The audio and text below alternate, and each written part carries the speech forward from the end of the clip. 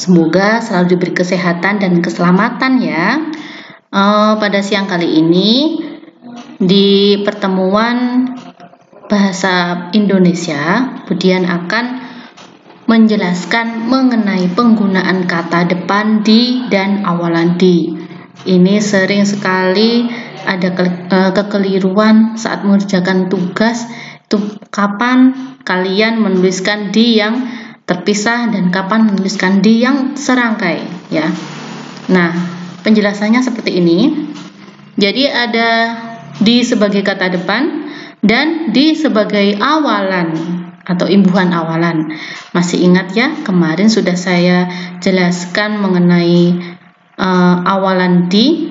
Berarti kalau awalan itu prefiks ya. Nah, kata depan di ya, yang pertama kita bahas bersama mengenai kata depan di dulu. Kata depan di berfungsi sebagai kata depan jika diikuti dengan kata keterangan tempat, arah, posisi, atau letak. Sebagai kata depan ditulis ya, ditulis secara terpisah dengan kata yang mengikutinya. Misalnya ya, contoh di pantai ya, berarti di spasi pantai, di belakang, di spasi belakang. Ini arah ya, posisi, letak, tempat juga harus terpisah. Nah, di atas, di bagian barat, di samping.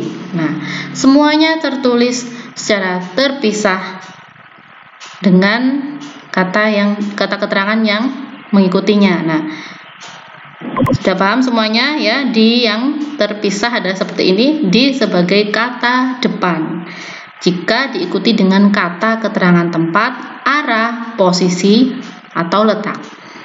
Kemudian sebagai awalan atau imbuhan, ditulis serangkai dengan kata yang mengikutinya. Sering sekali jika dia berfungsi sebagai imbuhan awalan, ini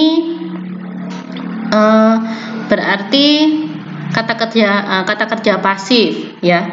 Ditulis ini juga serangkai. Nah, di sini belum ada contohnya. Nah, saya berikan contoh. Jika ditulis serangkai itu contohnya bisa ditulis, dimasak, dibaca, kemudian digoreng, diminum, dimakan, dan sebagainya. Yang pasti menunjukkan kata kerja pasif berawalan di ya. Sampai sini paham semua anak-anak? Berikutnya, imaji atau citraan dalam teks. Di teks deskripsi jenis apapun, mulai dari teks deskripsi tempat, orang, benda, peristiwa, dan sebagainya, itu pasti ada beberapa imaji atau citraan. Imaji atau citraan ini biasanya terdapat dalam karya sastra, bisa puisi, pantun, bisa gurindam. Nah, ini juga ada di teks deskripsi. Nah, pertama pengertian imaji atau disebut citraan, yaitu kesan yang dapat kita tangkap atau bisa kita terima pada kalimat dalam teks. Citraan ini berhubungan dengan indera manusia.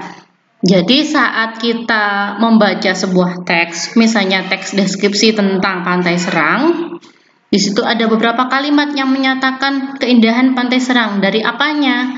Dari penampakan ombak yang deras, terus dari pepohonan, banyak pohon kelapa di sana. Nah, itu kalimat seperti itu mengandung imaji apa? Imaji penglihatan. Kalian tahu dari mana? Jika di Pantai Serang tersebut kita bisa menikmati keindahan di Pantai Serang, itu karena ada beberapa pepohonan. Nah, kita bisa melihat banyak pepohonan, kemudian ombak yang deras, pepohonan yang hijau, ada rumput, ada pasir pantai.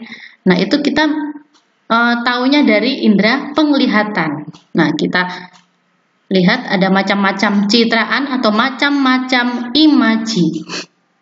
Yang pertama ada citraan penglihatan disebut visual, kemudian citraan pendengaran atau auditif, yang betul auditif, citraan taktil atau perasa, citraan penciuman atau pembauan pakai hidung ya, citraan gerak atau kinetik, Lalu citraan pengecapan atau pencecapan pakai lidah, ya.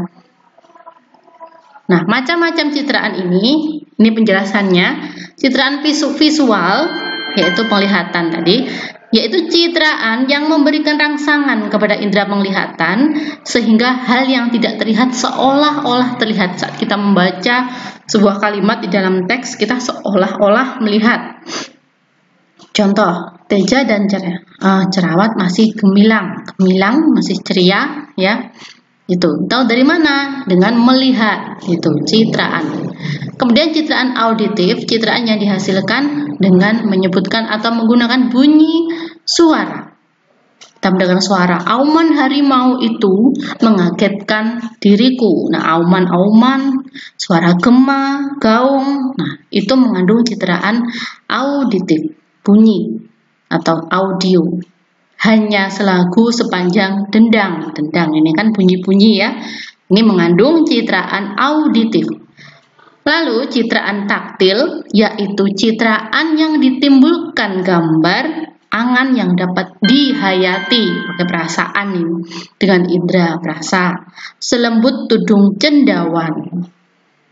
Perasaan kan bisa perasaan gundah, perasaan sakit hati, perasaan bersukaria, gembira, duka cita. Nah, itu contoh citraan taktil.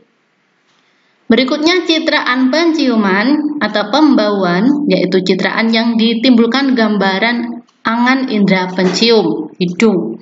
Contoh, harum berbau semerbak belaka, itu bisa bau wangi, ya. Itu masuk dalam citraan penciuman atau citraan pembauan. Berikutnya citraan gerak atau disebut citraan kinetik, yaitu citraan yang menggambarkan sesuatu yang sesungguhnya tidak bergerak tetapi dilukiskan dapat bergerak. Lemah gemulai, lembut derana. Nah, itu yang berhubungan dengan citraan gerak. Laju perahu itu, nah, itu juga citraan gerak. Kemudian citraan pengecapan, yaitu citraan yang menggunakan gambaran angan indera pengecap. Gula itu memang manis, ada yang pahit, ada yang asam. Itu contoh dari citraan pengecapan. Nah, demikian penjelasan materi mengenai penggunaan kata depan di, awalan di, juga imaji dalam teks. Jika ada yang kurang paham, silakan bertanya di WA group, ya. Saya akhiri, wassalamualaikum warahmatullahi wabarakatuh.